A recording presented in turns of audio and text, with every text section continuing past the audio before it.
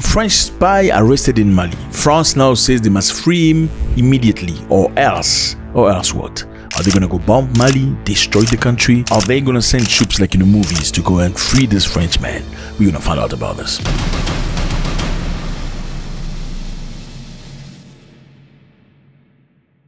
Yes, fellas, it was a pleasure to have you. This is an interesting edition today, and I am glad to have you here with me. Now, this is Mali, you see on the map.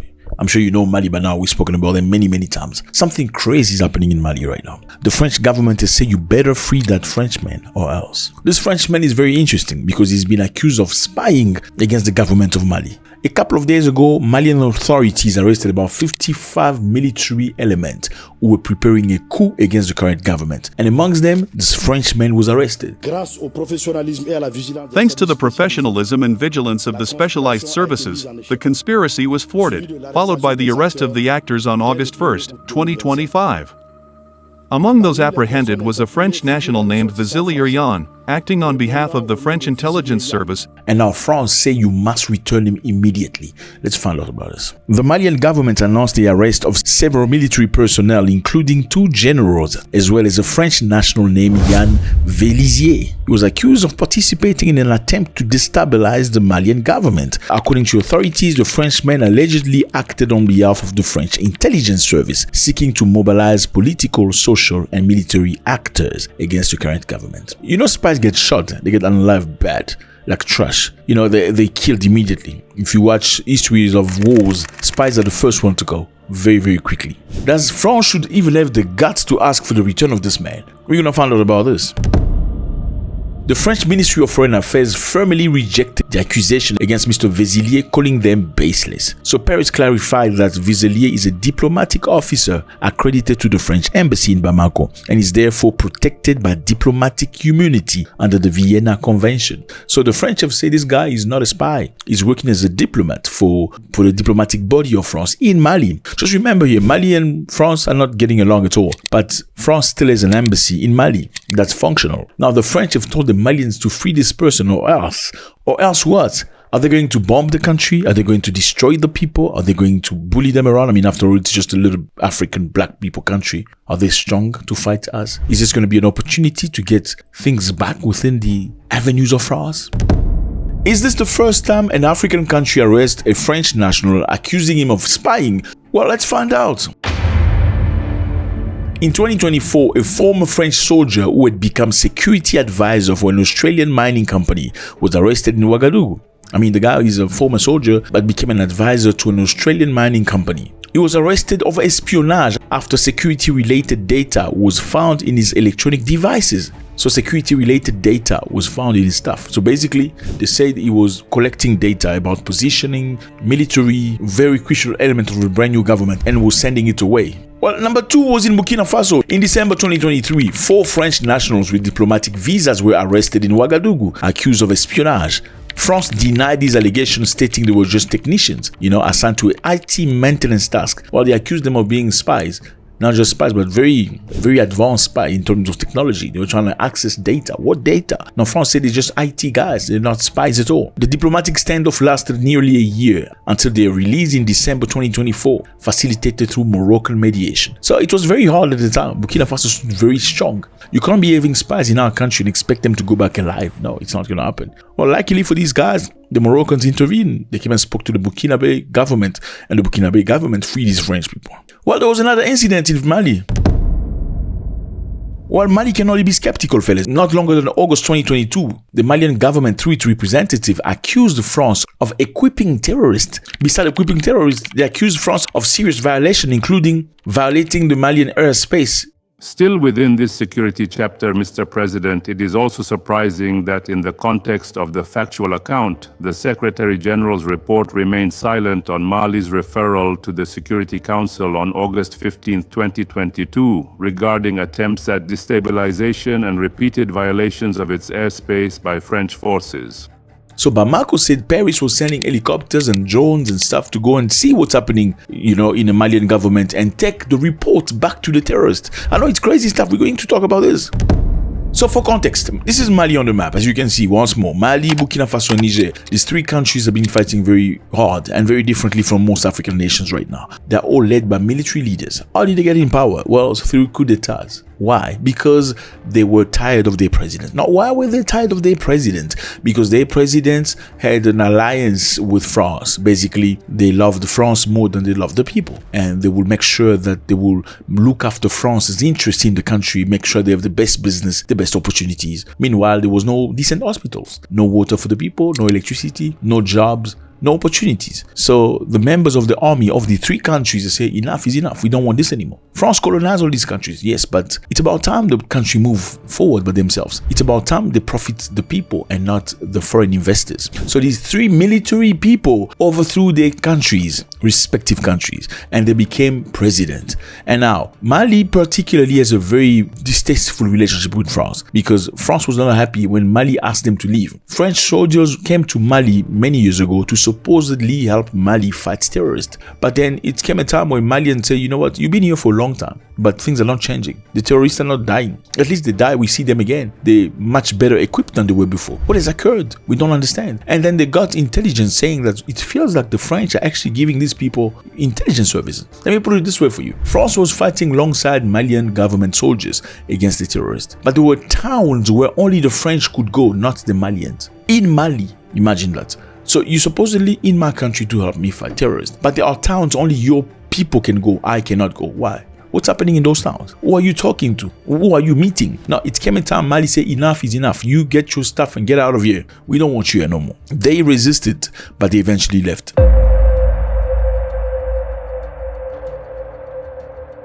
Now, some people say that France perhaps created themselves these terrorists so they can then say to you, listen, I can fight them for you. So you pay them for fighting the terrorists, and in the meantime, they're creating the mayhem. Well, they were being paid millions of dollars per day. People talk about 20 millions per day. Some people talk about more. That is a lot of money to invest in a country and get jobs and opportunities and many other things that people should refrain from spending to a country that not necessarily your friends. It doesn't make sense. Mali has been through many coup attempts since the brand new government is in place. The brand new government that seemed to be pushing the country forward.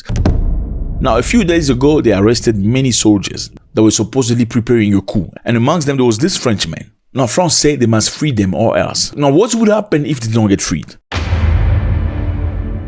If he's not released, the first thing will be a diplomatic crisis between the two countries. A refusal of releasing Mr. Vélizier could ignite tension to the next level. What we could be seeing is expulsion of diplomats from both sides. The French could perhaps recall the ambassador, from Mali and say, come back home, and urge that the ambassador of Mali to go back to their country. Now, what if this man is not a spy? What if Vélizier is not a spy? What would happen? Then Mali would be in direct violation of international laws, which is the violation of the 1961 Vienna Convention, which prohibits the arrest or detention of a diplomat. Diplomats have immunity. You cannot arrest a diplomat for no reason. There's under no reason you will do that. Okay, it's very risky.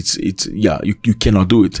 Now, if this man happened to be a diplomat, then that would be a big violation, and that could trigger international condemnation from the United Nations. And again, a break of relation with many European countries. You must remember, now, if you have a beef with one European country, the other European countries will always take their side. As a foreign nation, you have no chance. So Mali's relationship with any other European country will be cut immediately. However, if Mali could prove that Vélizier is indeed a spy on that, well, then that's going to be another story. So what's the other option that can happen? Well, in case of a stalemate in this situation, we could bring in, perhaps Morocco. Morocco's been there before. Morocco has negotiated, mediated issues between Burkina Faso and France before. So maybe Morocco could come forward and be the middleman in this situation. Well, is France really sending spies in these countries? It's a possibility because we've seen cases and situations and accusations in the past. And in most cases, these people were freed. Even though we know spies in most cases face the death penalty. Now, why could France do this? Some people will argue that France is angry at the fact that these three countries finally decide to part ways from them,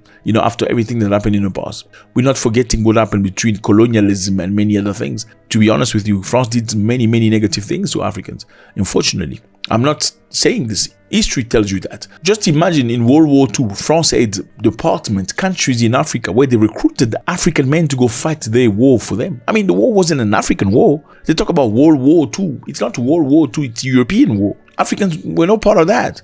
But France recruited people in countries like Senegal to take them to France to go fight on behalf of France, promising them, beautiful life, a nationality, a passport, insurance, and many other things. You're going to get paid if you fight for France. They went there bravely. Unfortunately, some of them went into war with no shoes. Some people say the Africans refused to wear shoes during winter. Some people say no, they refused to give them shoes. I don't know which version is true. Did the Africans refuse to wear shoes during winter at the World War II? Or did the French say, no, we don't have as much shoes for everybody? Well, they fought very brilliantly. They fought next to the French, pushing the Germans back. They took back Paris from the Germans. But a matter of fact, the day France troops walked back into Paris, General de Gaulle, this man right here, the instigator of everything, made sure that no black face was shown. You must make sure no French citizens should believe that a black man freed them. You can never do that. At the end of the war, what's happened to many Africans? Those tirailleurs Senegalese. Many didn't even get the nationalities they were supposed to get. The citizenship and the money they were promised, nothing. Some of them were taken to a different place. That's where they got shot. I mean, these people fought for you. After the war, instead of paying them, you take them, you go shoot them. Well, I'm not inventing. You can check on Google. These are stories we see in the past. I mean, Algeria. This is Algeria right here. They have major beef with France right now. Algeria has decided to move away from French language, even though French has been the office language, just like English for Kenyan, Ugandans, and South Africans. They say, we don't want nothing to do with you anymore. Now they're going to talk only Arabic on their documentation, administrative things, Arabic and English. It used to be Arabic and French. They've removed French now because they have issues. Many things happening right now. Let me know how you feel about this. In black communities in general, and this is not limited to Africa, you cannot talk about development without talking about behavior. I know, this is very hot. In black communities in the world, all over the world, because you have the same demons. You do have the same demons. You didn't know that? You do. You have very similar behaviors. You cannot talk development in black communities without talking about behavior, because behavior plays a major role on how development is going to roll out. I mean, look at this country. This is in Africa. Let's pick a random country. This is South Africa. This happened when people were very angry because ex-president Jacob Zuma was going to be incarcerated for accusation of corruption and stuff like that. Now, people got very angry why Zuma was going to jail. So what did they do? They went to the street to protest. Protest was initially good, protesting. Then later on, what happened? They went to loot, okay? They went into shopping centers. They went into malls. They went into shops, private businesses, taking from people that have absolutely nothing to do with government or the decision of arresting President Zuma. So initially, they said, we're going to the street to protest against the arrest of President Zuma. Well, they happened to do what? They happened to be stealing, looting, robbing, taking away from people. Well, you can see on the shop, this is a shopping center somewhere in Durban, South Africa. The owners were smart enough to pour oil on the floor. Okay, the white owners poured oil on the floor so that would stop the looters and the stealers. And guess what? It worked. Look at them falling on the ground. Yes, it works perfectly. Now, it's not limited to South Africa. Look at this place. This is DRC, right on the north. I mean, Central Africa. In DRC, there was a car accident.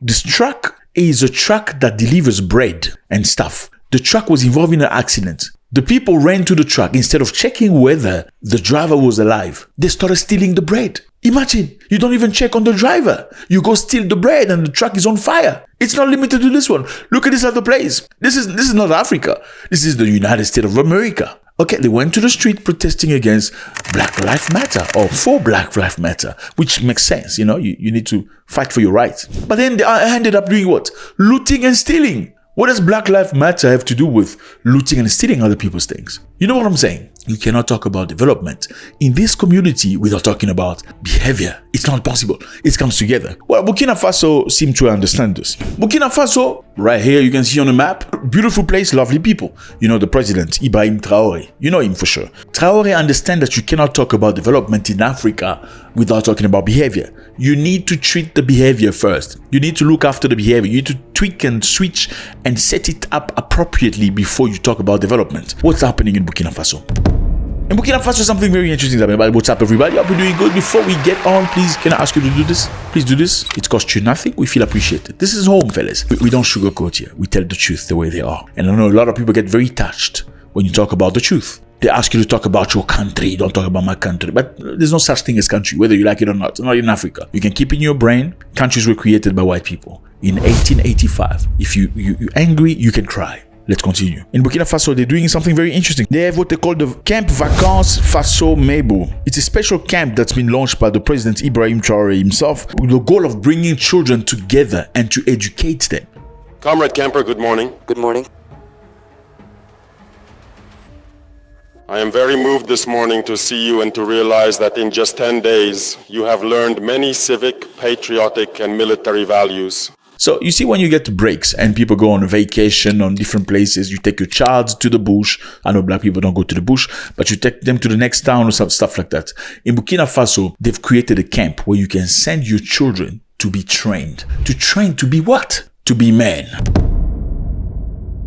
So this camp is hosting 410 children aged 10 to 15. The camp aims to install value of patriotism, civic responsibility, and discipline in young Burkinabe. They're talking about patriotism, civic responsibility, and discipline. So he understands patriotism, you need to love the country because the country is at war. Well, French people are very unhappy that they've been kicked out. You have a bunch of terrorists all across the country. So you need patriotism. You need children aged 10 to 15 to learn how to love the country.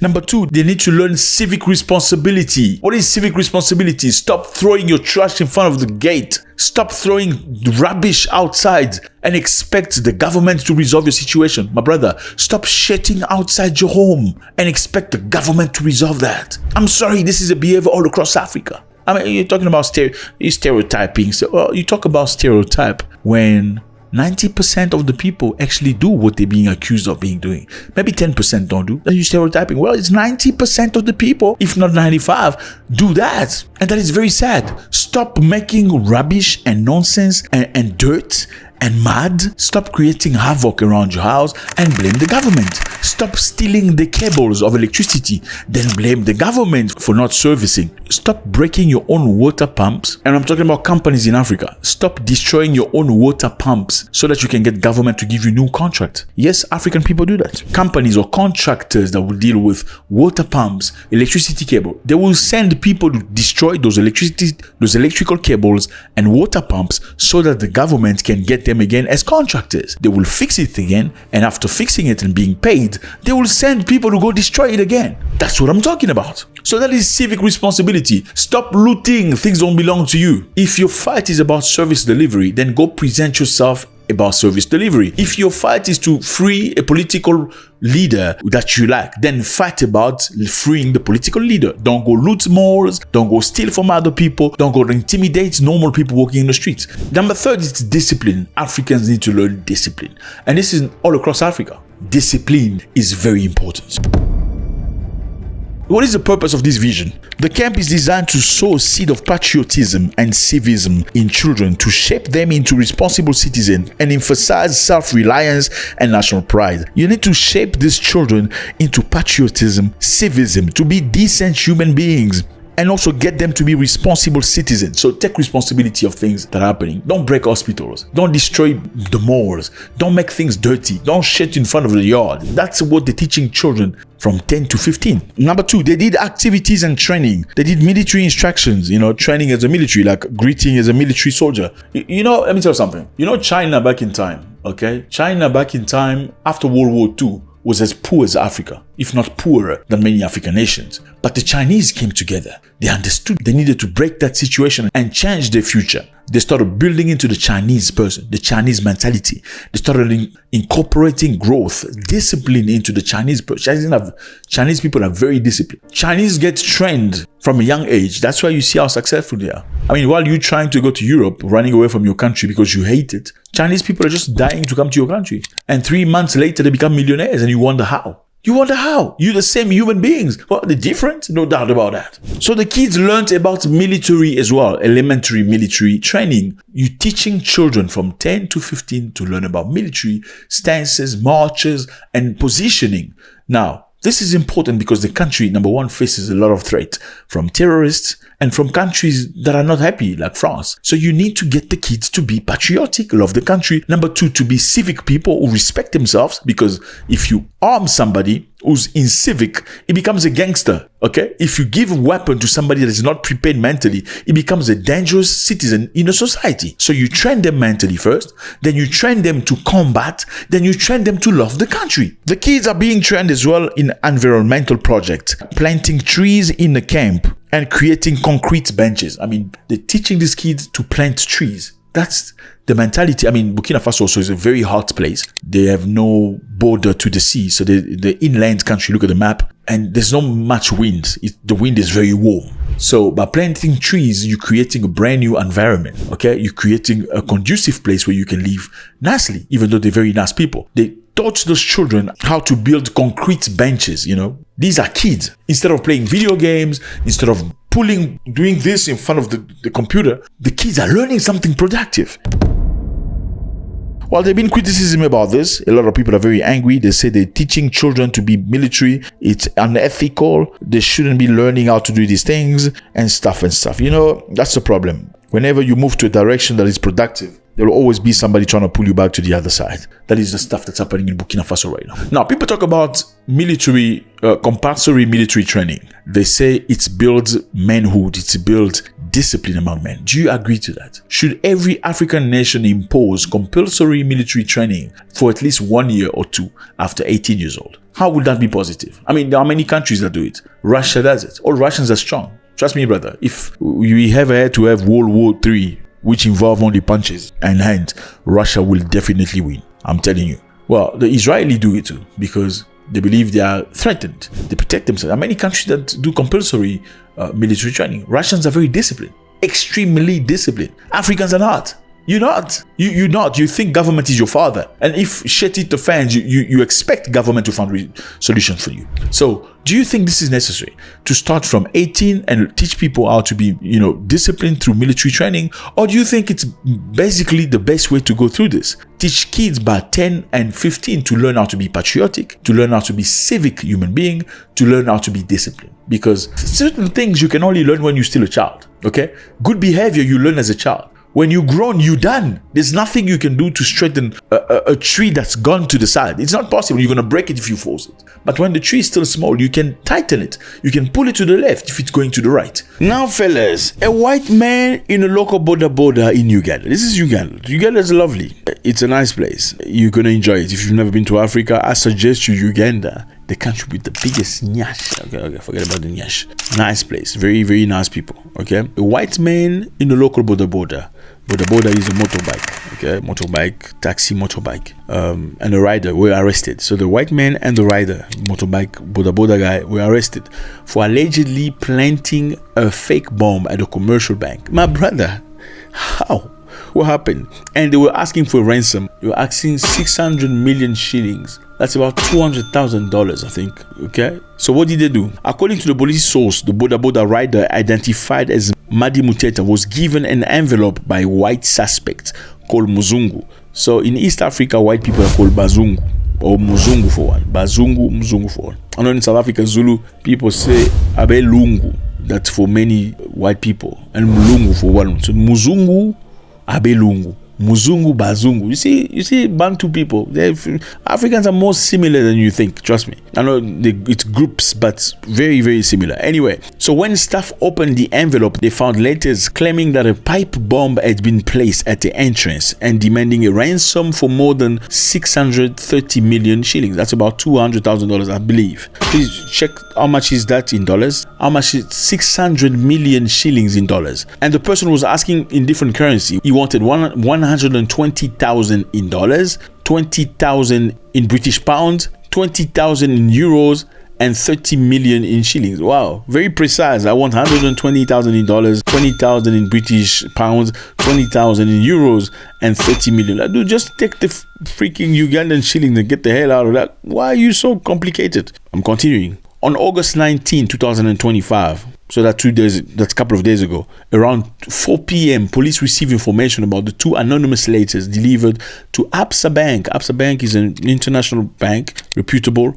The police cordoned off the scene and the bomb squad responded. So yes, Uganda has a bomb squad, my brother. Kampala Metropolitan Police spokesperson Patrick Onyango confirmed the incident, stating that investigations are underway. Now, how did they find this person, this Muzungu? CCTV footage. CCTV footage from the supermarkets helped the police track the vehicle allegedly used by the white suspects to hand over envelope to the border. So the white suspect handed borders the envelopes, said, take it to the bank, go tell them they must give me $200,000 or else things are going to kaboom. So this borders guy's name is Muteta. He's 30 years old. He told the police that the men paid him 20,000 shillings to deliver the letters to the security guard. 20,000 shillings is it's less than $10, like $7. That's what the borders say received from the white man. Then he took the letters to the security guard at the bank. He claimed he accepted the errand without knowing the content of the envelope. He didn't know what was in the envelope, thinking it was a quick way to earn money. Well, borders don't make a lot of money. I mean, if you give him 20,000, that's already probably off the money he makes per day, if not the entire money. So the police have confirmed that the bomb threat was a hoax, but investigations are ongoing to establish the motive behind the act. Was this man on drugs, perhaps? The Muzungu? Was he on drugs? Did he smoke too much of something? Then he's like, let me try this bunch of Africans, this bunch of savages. They probably don't know how to find me. They have no CCTV. They cannot find me. So the guy is taken. Now, what's going to happen to this guy? I mean, what's going to happen? In some countries, if you do things like this, you're gone. Like China, my man, you're gone. You're death sentence. You're deaf. You're gone. You're gone. I mean, whether this was a genuine threat, a scam, or just whatever, you're gone. In China, you're gone. Well, in Uganda, what's going to happen? They're most likely going to release this person. Okay, they're most likely going to let him go. Okay, because that's what it is. Now, the question is, if it was a black man, how would they have done? Would they have let him go? Question mark. I'm just saying. I mean, the way Africans treat other Africans, you'll be shocked. You know, we talk about colonialism, neo-colonialism, and we must be free. And listen, a white man can go to an African country with no visa. They probably find a way to treat him with respect. They will treat him with respect, even if they reject him with respect. You, a black person, go to another African country with no visa. They will beat you up. If you're unlucky, you will cry. You will cry rain. Now, this is not the first time. Okay, there's a lady that came to Uganda. Okay, her name is Renee Batch, an American missionary. Renee Batch. She ran Serving His Children. She had a non-profit organization, like NGO. Came from America, opened an NGO in Uganda. Initially, it was to give kids food and stuff like that. But then she provided medical care without the medical training and license. You leave America, come to Uganda to give food to the kid and the poor with the white savior mentality. You transform yourself into Superman or Superwoman. Started giving health care treatment with no medical license or anything or training. She was never officially a doctor, but wore medical attire and performed nutrition and health intervention. Imagine, not a doctor, come to an African country, start providing things like medical treatment to children. Crazy stuff. 2 mothers sued after their children died. So the children were dead. Then the mother said, no, we're taking this to justice. We cannot accept this. Well, the outcome will shock you. Yes, the case was settled out of court in 2020 with no admission of liability. So these mothers got paid without the lady admitting of doing anything. In 2020, Batch settled the case out of court, paying each mother about 35 million Ugandan shillings. We're talking about $9,000 per person losing the child. I'm not admitting to doing anything wrong to your child, but I'm giving you $9,500 so you can drop the case. But I'm not admitting of doing anything. And they accepted. I mean, this is crazy. I will never accept such money. And if you're my sister, you accept it. I will slap your face until this year goes here. How can you do that? But she was freed. She left. She left Uganda after analyzing. Now there's a report, a very scary report. Between 2010 and 2015, SHC, which is this organization, admitted approximately 940 children, of whom 105 died under care. So they admitted 940 children, and out of 940 children, 105 died. And this woman has been pretending to be a doctor. See, the good thing about us, we're going to talk about anything. We'll drown you into knowledge and you'll feel happy. Now send me the money. Send me the money. We have private group. Thank you very much for my private group people. I appreciate you. This is our private group. If you're interested, please join the people. Join the intimate group of people. You're going to love it. Now you, Malawian, go do that in Uganda. Receive the village you said. Let me know how you feel about this. Fellas, it's always a great pleasure. YouTube say a lot of you guys watch videos, but you're not subscribed. Please do subscribe so we can see each other every day and we can make this big. God bless.